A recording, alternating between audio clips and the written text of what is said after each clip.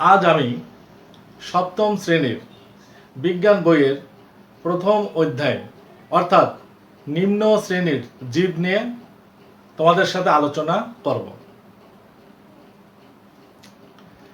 তোমরা তো নিশ্চয়ই জানো জীব বলতে কি বোঝায়, অর্থাৎ যাদের জীবন আছে তারাই হচ্ছে জীব। আর জীব হচ্ছে দুই ধরনের হয়, এক হচ্ছে উদ্ভিদ, আরেকটি হচ্ছে প্রাণী। কাজেই নিম্ন শ্রেণীর জীব বলতে নিম্ন শ্রেণীর উদ্ভিদ এবং প্রাণী দুটোকেই বোঝায়। দেখো, এখানে একটা কথা আছে যে নিম্ন শ্রেণীর হচ্ছে জীব। তার মানে হচ্ছে যে জীবদের মধ্যে যারা একটু নিম্ন প্রকৃতির, অর্থাৎ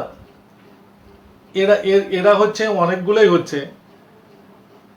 যেমন জীবের বৈশিষ্ট্য থাকে কি, জীবে কোষ থাকে, মানে কোষের মধ্যে কি থাকে, নিউক্লিয়াস থাকে, অর্থাৎ এগুলা হচ্ছে উন্নত জীবে সাধারণত এগুলা থাকে। যেমন নিম্ন শ্রেণীর জীবগুলোতে সাধারণত এগুলা থাকে না। অনেক সময় দেখা যায় যে নিম্ন শ্রেণীর জীবগুলো হয় অকোষীয়, অথবা নিম্ন শ্রেণীর জীবগুলো হয় আদিকোষী, মানে এই টাইপের জীবগুলোকেই বলা হয় নিম্ন শ্রেণীর জীব। যেমন হচ্ছে ভাইরাস, ব্যাকটেরিয়া, শৈবাল, ছত্রাক, এই জীবগুলোকেই নিম্ন শ্রেণীর জীব বলা হয়। এদেরকে সাধারণত খালি চোখে দেখা যায় না। এদেরকে দেখতে হলে অণুবীক্ষণ যন্ত্রের প্রয়োজন হয়।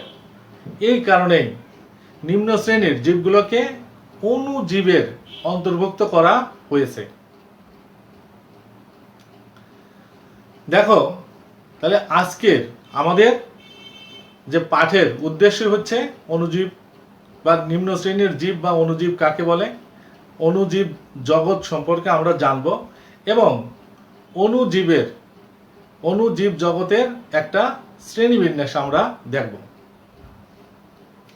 তাহলে দেখো যে অণুজীব বলতে আমরা আসলে কি বুঝি। অণুজীব হলো অর্থাৎ যে সকল জীবকে খালি চোখে দেখা যায় না, অর্থাৎ দেখার জন্য অণুবীক্ষণ যন্ত্রের প্রয়োজন হয়। অর্থাৎ যে সকল জীব হচ্ছে আণুবীক্ষণিক বা অনুবীক্ষণিক, এই কারণেই এই জীবগুলোকে বলা হয় হচ্ছে অণুজীব। কিন্তু ধরে নেওয়া হয় যে এই অণুজীব থেকেই হচ্ছে জীবনের সূত্রপাত হয়েছে। এই কারণেই অণুজীবকে আদি জীব বলা হয়। অনেক সময় তোমাদের কিন্তু এই ধরনের প্রশ্নগুলো আসে যে অণুজীবকে কেন আদি জীব বলা হয়। তাহলে তোমরা এই প্রশ্নটার উত্তর এভাবে দিবে যে অণুজীব থেকেই মূলত জীবনের সূত্রপাত হয়েছে, আর এ কারণেই হচ্ছে অণুজীবকে আদি জীব বলা হয়। তাহলে চলো আমরা একটু দেখব যে অণুজীব জগৎকে কিভাবে শ্রেণী বিন্যাস করা হয়েছে। অণুজীব নিয়ে যে জগৎটা গঠিত মূলত সেটাকেই বলা হয় হচ্ছে অণুজীব জগৎ। তোমরা পূর্বের শ্রেণীতে পড়েছ যে মার্গুলিস এবং হুইটেকার সর্বাধুনিক একটা জীবের শ্রেণীবিন্যাস করেছে। সেখানে তোমরা অবশ্যই পঞ্চ রাজ্যের কথা শুনেছ, অর্থাৎ জীব জগৎকে 5টি রাজ্যে ভাগ করা হয়েছে। সেখানে দেখো, রাজ্য 1-এ ছিল প্রোটিস্টা, রাজ্য 2-তে ছিল হচ্ছে প্রোটিস্টা, তারপরে হচ্ছে মনেরা। 1 নম্বরে ছিল মনেরা, 2 নম্বরে ছিল প্রোটিস্টা এবং 3 নম্বরে ছিল হচ্ছে ফানজাই। অর্থাৎ এই যে 3টা রাজ্য, রাজ্য 1 মনেরা, রাজ্য 2 হচ্ছে প্রোটিস্টা এবং রাজ্য 3 হচ্ছে ফানজাই বা ছত্রাক। এই 3টা রাজ্যেই সাধারণত অণুজীবগুলো বিন্যস্ত থাকে, অর্থাৎ অণুজীবগুলোকে এই 3টে রাজ্যেই সাধারণত দেখানো হয়েছে। তাহলে আমরা দেখব যে অণুজীব জগৎটাকে আসলে কিভাবে শ্রেণী বিভাগ করা হয়েছে। দেখো এখানে হচ্ছে অণুজীব জগৎ,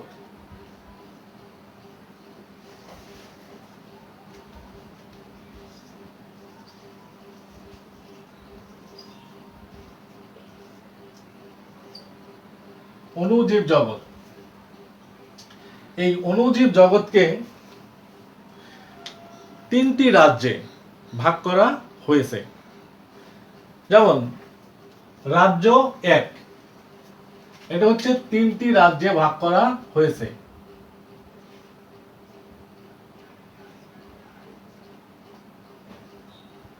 যেমন রাজ্য 1, রাজ্য 1 হচ্ছে অ্যাকেরিওটা, রাজ্য 1, রাজ্য 1 হচ্ছে অ্যাকেরিওটা, যেটা হচ্ছে রাজ্য 1 অ্যাকেরিওটা।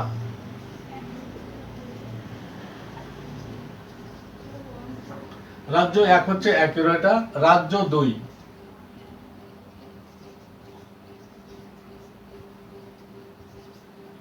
প্রোক্যারিওটা।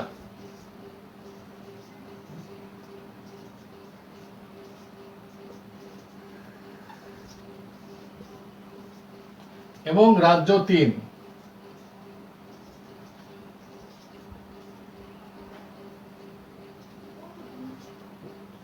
তাহলে হচ্ছে রাজ্য 1 অ্যাকেরিওটা, রাজ্য 2 হচ্ছে প্রোক্যারিওটা, আর রাজ্য 3 হচ্ছে ইউক্যারিওটা। ইউক্যারিওটা।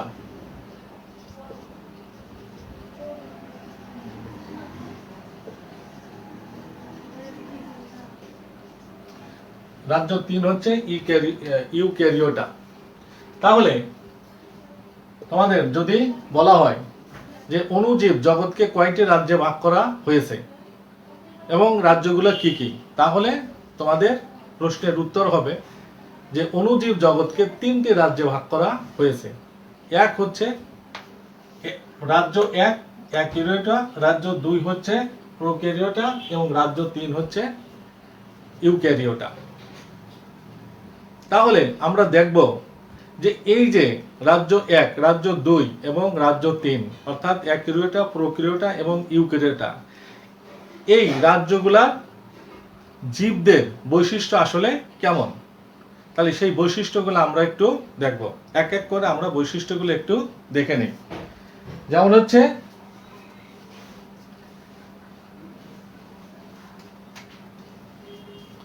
যেমন দেখো রাজ্য 1,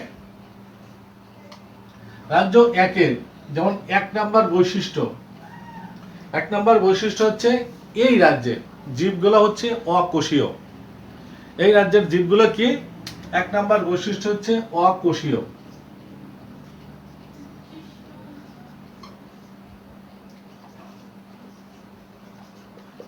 এক নাম্বার বৈশিষ্ট্য হচ্ছে অকোষীয়। যেমন 2 নাম্বার বৈশিষ্ট্য হচ্ছে এইসব রাজ্যের জীবদের হচ্ছে কোনো সুগঠিত কেন্দ্রিকা নেই, অর্থাৎ এটা হচ্ছে যেহেতু অকোষীয় কাজেই সুগঠিত কেন্দ্রিকা থাকার কোনো প্রশ্নই ওঠে না। আর এই রাজ্যের জীবগুলো এতই ক্ষুদ্র যে এদেরকে খালি চোখে দেখা যায় না, অর্থাৎ এরা হচ্ছে অনুবীক্ষণিক। খালি চোখে এদের খালি চোখে দেখা যায় না।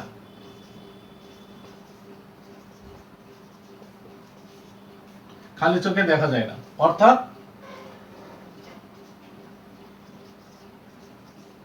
অনুবীক্ষণিক।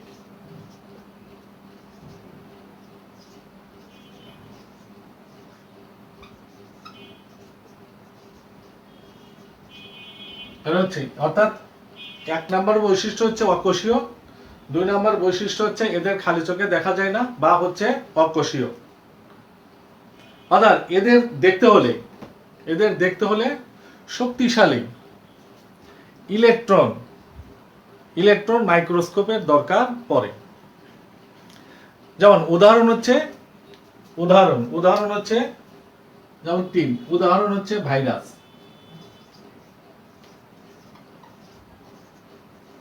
উদাহরণ ভাইরাস, উদাহরণ হচ্ছে ভাইরাস। তাহলে তোমাদের অনেক সময় প্রশ্ন আসবে যে এক ক্রিয়টা বা রাজ্য একের হচ্ছে বৈশিষ্ট্যগুলো কেমন। তাহলে তোমাদের লিখতে হবে এক ক্রিয়টা রাজ্যের জীবগুলো হচ্ছে অকোষীয়। 2 এদেরকে হচ্ছে খালি চোখে দেখা যায় না, এদের দেখতে হলে শক্তিশালী ইলেকট্রন মাইক্রোস্কোপের দরকার পড়ে। আর উদাহরণ হচ্ছে কি ভাইরাস, অর্থাৎ ভাইরাস হচ্ছে এই রাজ্যের অন্তর্ভুক্ত। তাহলে চলো আমরা দেখি যে এই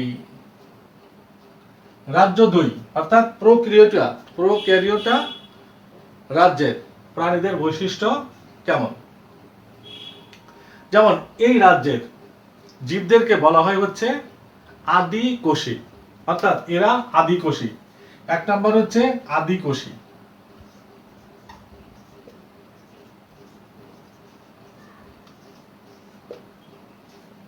2 তাহলে আদিকোষী বলতে আমরা আসলে কি বুঝি। আদিকোষী বলতে অনেক সময় তোমার প্রশ্ন আসতে পারে যে আদিকোষ এবং প্রকৃত কোষ বা আদিকোষী জীব বা প্রকৃত কোষী জীবদের মধ্যে পার্থক্য কি। তাহলে আদিকোষী হচ্ছে অর্থাৎ যে সকল জীবে সুগঠিত কেন্দ্রিকা বা নিউক্লিয়াস থাকে না। তাহলে এদের হচ্ছে সুগঠিত কোনো কেন্দ্রিকা নেই।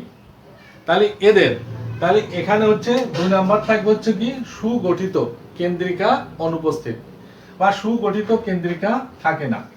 এই যে সুগঠিত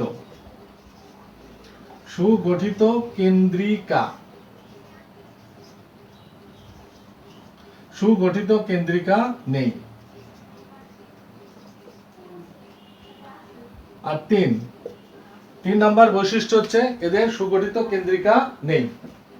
সুগঠিত কেন্দ্রিকা না থাকায় এদেরকে হচ্ছে আদিকোষী বলা হয়।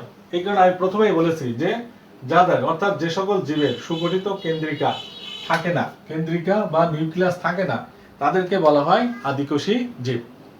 তাহলে এটা হচ্ছে 1 নাম্বার হচ্ছে এরা আদিকোষী, যার কারণে হচ্ছে এদের সুগঠিত কেন্দ্রিকা থাকে না। এবং উদাহরণ হচ্ছে ব্যাকটেরিয়া। উদাহরণ হচ্ছে ব্যাকটেরিয়া।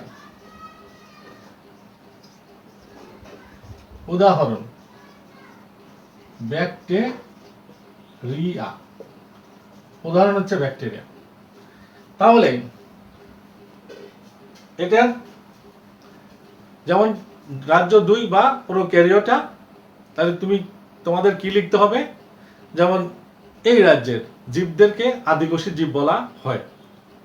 আর এই রাজ্যের জীবগুলার কোনো মানে সুগঠিত কেন্দ্রিকা বা নিউক্লিয়াস থাকে না। আর উদাহরণটা কি, উদাহরণ হচ্ছে ব্যাকটেরিয়া। আর দেখো তাহলে ইউক্যারিওটা রাজ্যের প্রাণীদের এরা হচ্ছে প্রকৃত কোষী, অর্থাৎ এরা হচ্ছে প্রকৃত কোষী। তাহলে 1 নাম্বার বৈশিষ্ট্য হচ্ছে প্রকৃত, এই যে প্রকৃত কোষী, এটা হচ্ছে প্রকৃত কোষী। তাহলে ঠিক প্রকৃত কোষী তাহলে কেন বলা হয়, অনেক সময় বলা হবে যে এই রাজ্যের জীবদেরকে কেন প্রকৃত কোষী জীব বলা হয়। তাহলে দেখো প্রকৃত কোষী জীব তাদেরকেই বলা হয় যাদের দেহে অর্থাৎ যাদের কোষে কি থাকে, সুগঠিত কেন্দ্রিকা থাকে। অর্থাৎ যাদের দেহে সুগঠিত কেন্দ্রিকা থাকে, অর্থাৎ সুগঠিত কেন্দ্রিকা অর্থাৎ হচ্ছে সুগঠিত নিউক্লিয়াস থাকে, সেই সকল জীবদেরকে বলা হয় হচ্ছে প্রকৃত কোষী জীব। তাহলে অবশ্যই বুঝতে পারছো যে এটার 2 নাম্বার বৈশিষ্ট্য হবে সুগঠিত কেন্দ্রিকা উপস্থিত। সুগঠিত কেন্দ্রিকা থাকে, সুগঠিত কেন্দ্রিকা থাকে, এখানে হচ্ছে সুগঠিত কেন্দ্রিকা থাকে। তাহলে সুগঠিত কেন্দ্রিকা এখানে উপস্থিত থাকে। তাহলে দেখো, আর এই কারণেই এদেরকে হচ্ছে প্রকৃতকোষী বলা হয়। তাহলে উদাহরণ হচ্ছে শৈবাল, ছত্রাক এবং প্রোটোজোয়া। তাহলে উদাহরণ কি? উদাহরণ যেমন 3 নাম্বার হচ্ছে উদাহরণ। উদাহরণ হচ্ছে শৈবাল, উদাহরণ হচ্ছে শৈবাল, তারপর হচ্ছে ছত্রাক, তারপর হচ্ছে প্রোটোজোয়া, তারপর হচ্ছে কি অপ্রোটোজোয়া।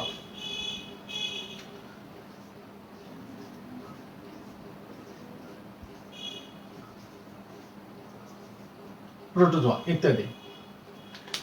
তাহলে উদাহরণ শৈবাল, ছত্রাক এবং প্রোটোজোয়া। এদেরকে হচ্ছে রাজ্য 3 অর্থাৎ ইউক্যারিওটা রাজ্যে অন্তর্ভুক্ত করা হয়েছে।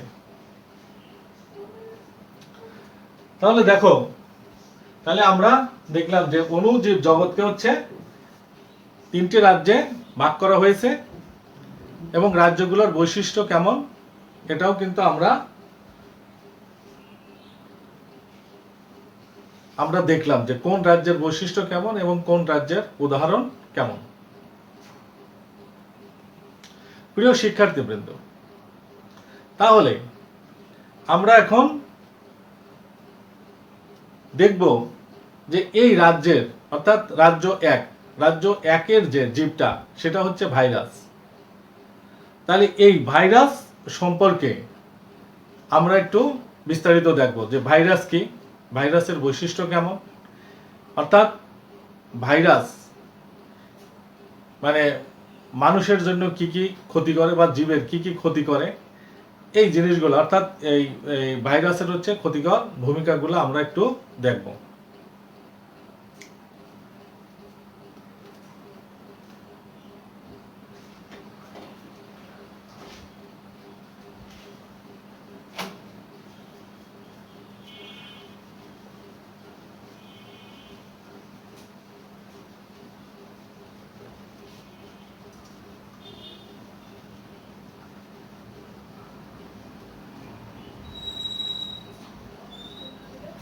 তাহলে আমরা এখন দেখব যে ভাইরাস বলতে আসলে আমরা কি বুঝি।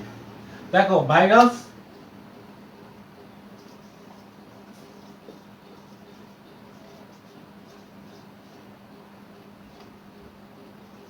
তাহলে আমি যে এতক্ষণ যে আলোচনা করেছি সেখানে কিন্তু আমি বলেছি যে ভাইরাস হচ্ছে রাজ্য 1 অর্থাৎ 11টা রাজ্যের অন্তর্গত, এবং আমরা এটাও বলেছি যে 11টা রাজ্যের বৈশিষ্ট্য হচ্ছে কি এরা অকোষীয়। তাহলে অবশ্যই ভাইরাস হচ্ছে একটা অকোষীয় এবং এদেরকে অণুবীক্ষণ যন্ত্র ছাড়া অর্থাৎ এদেরকে খালি চোখে দেখা যায় না।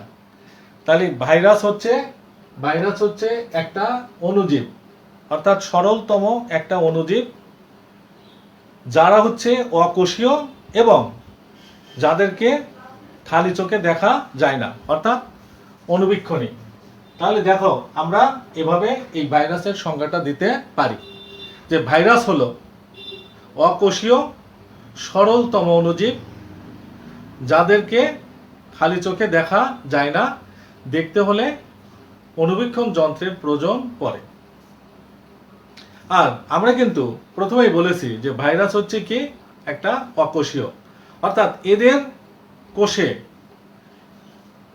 কোষে হচ্ছে প্লাজমা লেমা, কোষ প্রাচীর এবং সাইটোপ্লাজম, এবং হচ্ছে দেখো ভাইরাসের দেহে কোষ প্রাচীর, প্লাজমা লেমা, সুগঠিত নিউক্লিয়াস এবং সাইটোপ্লাজম ইত্যাদি কিছুই নেই।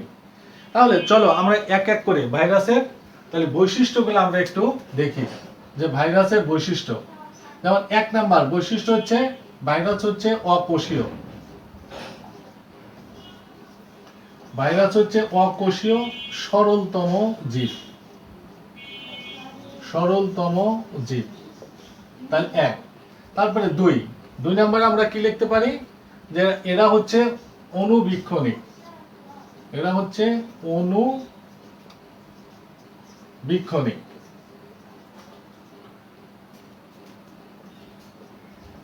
এরা হচ্ছে অণুবীক্ষণী অণুজীব বা জীব। আর 3 নাম্বার হচ্ছে এদের দেহে, এদের হচ্ছে কোষে অথবা এদের দেহে, ভাইরাসের দেহে, এদের দেহে, এদের দেহে কি কি নেই? প্লাজমা লেমা, এই যে প্লাজমা, প্লাজমা লেমা, তারপর হচ্ছে কোষ প্রাচীর, কোষ প্রাচীর, তারপর হচ্ছে সুগঠিত নিউক্লিয়াস, সুগঠিত নিউক্লিয়াস, সাইটোপ্লাজম,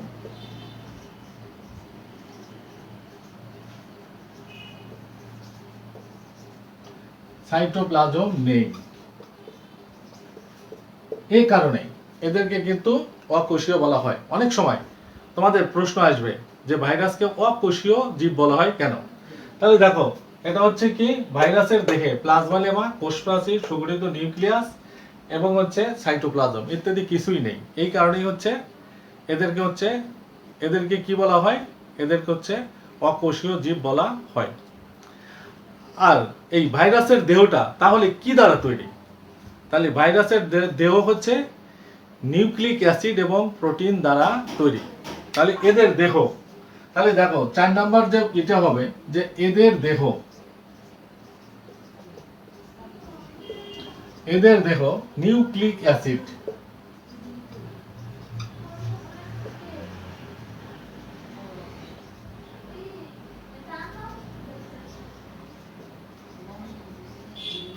ও হচ্ছে প্রোটিন,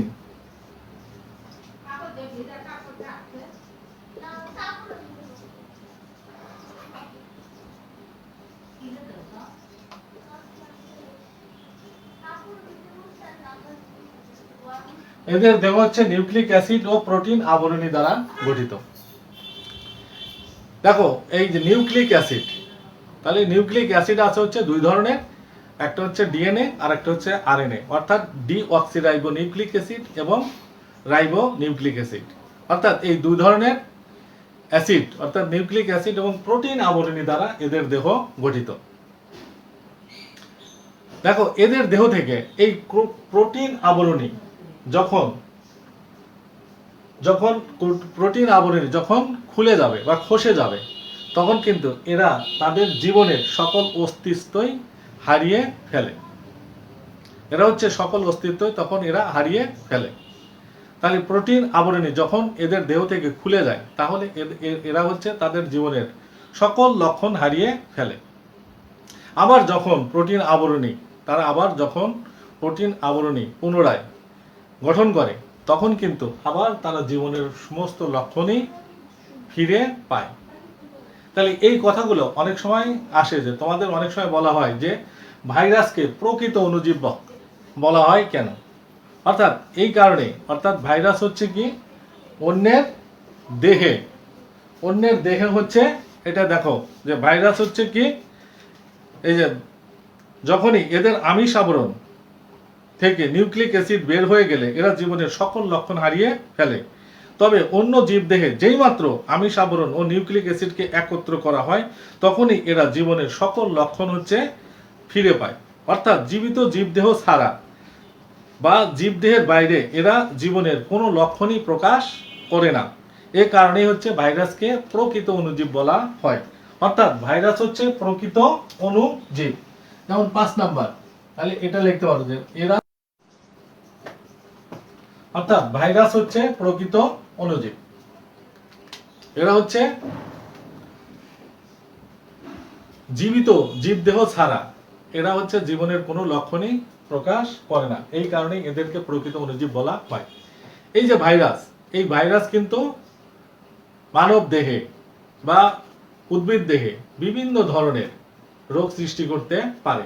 অর্থাৎ যেমন হচ্ছে এই ভাইরাসের কারণে, যেমন হচ্ছে মানে জ্বর, যেমন ভাইরাল ফিভার যেটাকে বলা হয়, অর্থাৎ ভাইরাসের কারণে হচ্ছে জ্বর, সর্দি, কাশি, ইনফ্লুয়েঞ্জা এবং বর্তমান সময়ে দেখতেই পারছো অর্থাৎ যে কোভিড-19, এটাও কিন্তু এক ধরনের ভাইরাসের কারণেই কিন্তু এই এত বড় একটা মানব বিপর্যয় সারা পৃথিবীতে হচ্ছে, তাহলে ভাইরাস হচ্ছে তাহলে অনেক ধরনের ক্ষতি সাধন করতে পারে এবং এরা উদ্ভিদ দেহেও বিভিন্ন ধরনের রোগ সৃষ্টি করে। যেমন হচ্ছে তামাকের মোজাইক ভাইরাস, এটাও হচ্ছে এক ধরনের ভাইরাস জনিত রোগ। তাহলে আমাদের কি করতে হবে? তাহলে আমাদের হচ্ছে যে ভাইরাস যে রোগগুলা ছড়ায়, এই রোগগুলো কিন্তু বেশিরভাগই হচ্ছে বায়ুবাহিত রোগ, অর্থাৎ বায়ুর মাধ্যমে ছড়ায়। এই কারণে আমাদেরকে সকল সময় যাতে ভাইরাসের হাত থেকে আমরা রক্ষা পেতে পারি সেই ধরনের ভূমিকা আমাদের কিন্তু সকল সময় রাখতে হবে। তাহলে আমরা কিন্তু ভাইরাস জনিত অসুখ থেকে আমরা কিন্তু দূরে থাকতে পারবো। তাহলে প্রিয় শিক্ষার্থীবৃন্দ, তাহলে তোমরা অবশ্যই এই ভাইরাসের বৈশিষ্ট্যগুলা ভালোভাবে পড়বে এবং ভাইরাস জনিত যে রোগগুলো আছে সেগুলো দেখবে এবং এই রোগ থেকে আমরা কিভাবে মুক্ত থাকতে পারি সে ব্যাপারে সর্বদা সতর্ক থাকবে। প্রিয় শিক্ষার্থীবৃন্দ, আজ আমি আমার আলোচনা এখানেই শেষ করতে যাচ্ছি। আগামী ক্লাসে আমি অন্য অণুজীবগুলো নিয়ে তোমাদের সাথে আলোচনা করব, যেমন ব্যাকটেরিয়া, শৈবাল, ছত্রাক, এগুলো কি, এগুলোর বৈশিষ্ট্য কেমন, এগুলো নিয়ে বিস্তারিত আলোচনা করব। তত তোমরা অবশ্যই আমার ক্লাসের সাথে সংযুক্ত থাকবে।